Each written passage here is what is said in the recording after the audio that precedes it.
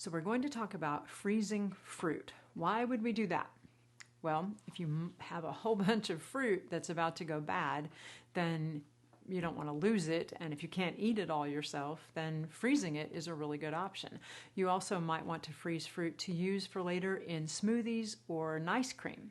So right now we have a lot of peaches because peaches are in season. It's summer.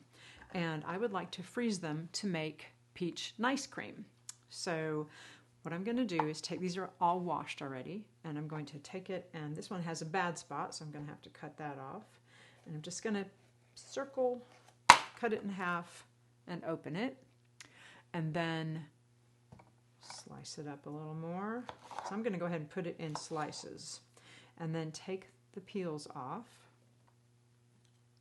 These are pretty easy to peel. So at this point in the midsummer, peaches here are what we call freestone. So sometimes when the fruit sticks to the pit, it's called a cling peach. When it's freestone, it means that the pit comes out really easily. So I like this time of summer because peaches are much easier to deal with, so I can just pop the pit right out. And then I'm laying individual slices of peach on a baking sheet that I've covered with waxed paper. And that will keep the peaches from sticking to the metal pan.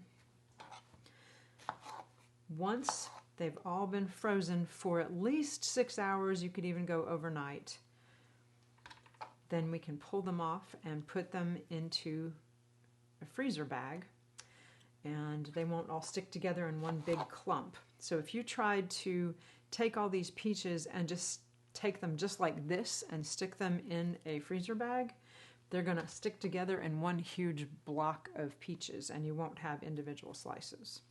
So we freeze them first in slices like this, and then they'll be easier to pull off the wax paper and put into big freezer bags. So I'm going to keep going with this, and I'll see you again in just a minute when I'm all done with peeling all these peaches and making one big tray of peach slices. Okay, so now we have finished cutting up. This is 6 peaches, and how do I know? There's 1 row, 2, 3, 4, 5, 6. So I put each of them into individual rows of 8 slices. So I know if I have a recipe that calls for 2 frozen peaches, then that's 2 rows of peaches, or 16 slices. So it helps keep track of how many peaches you've used. These will go in the freezer for about 6 hours at least. You could do overnight. And then once they come out, we'll be able to pull them all off the wax paper, put them in freezer bags to use later for peach and ice cream and smoothies. It's now several hours later, and our peaches have been frozen solid, and they're really stuck down. Okay, there we go. So they're frozen and on waxed paper, so it'll be really easy to take them off of the wax paper and then put them in. I use a double layer bag so they don't get freezer burn if they end up in the freezer a little bit longer than I want them to. So we'll take them and just pop them into the bag. And you can even pick up the edge of the wax paper. It should peel right off. So there's no need to use your good parchment paper for this. Just use wax paper.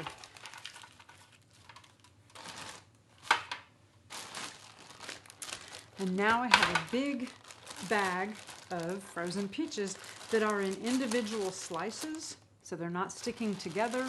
And if you need just a few cups of them, it's easy to pull out 2 cups. If you were to take all of those peaches and just stick them in a bag and put them in the freezer, they're going to freeze into one solid block of ice. So we have one big, really nice bag of frozen peach slices. You can do the same thing with bananas. So here I have bananas that have already been cut in little individual slices, and you do want to peel them. So I have the peels sitting here. Be sure to remove the peels. You do not want to freeze them with the peels still on. So peel them, cut them in little individual slices like this, And same thing, make sure they're not really touching each other. So if you have a lot of extra bananas that are starting to get little brown spots and you don't feel like making banana bread and you'd like to save some pieces of banana for smoothies, then perfect. Go ahead and do this with bananas. And then you could also do this with blueberries. I have here a few pints of blueberries. So you want to wash them ahead of time. Go ahead and wash them, lay them out on kitchen towels to dry.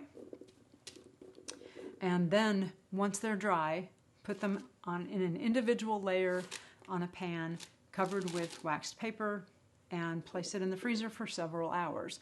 And then you'll be able to take your blueberries out once they're frozen solid and put them in a big freezer bag. So you could do the same thing with strawberries. So even whole strawberries if you want to, or cut in half. If you have strawberries with some bad parts, that's fine. Just cut off the stem and the leaves and cut off any bad spots. Put them on a tray like this in an individual layer and freeze them for several hours, then put them in a bag. There are so many different fruits you can do this with, but this is a great way to make sure you're not losing any of your good summer fruits. So I hope you'll try this at home.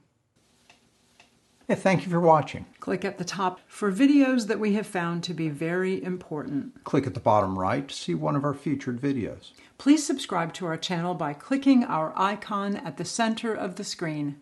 And turn on notifications so that you can get our videos when the fruits and vegetables featured in that video are in season and at their best. See you next time.